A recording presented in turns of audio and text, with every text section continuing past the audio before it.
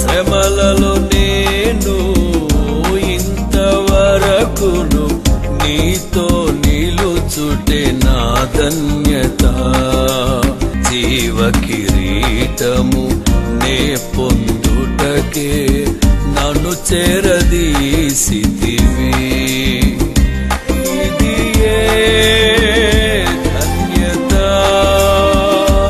ఇది ఏ ధన్యత,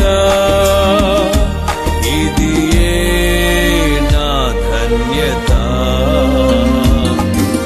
లెమ్ము తేజరిల్లుము అని నన్ను ఉత్తేజపరచిన నా యేసయ్యా.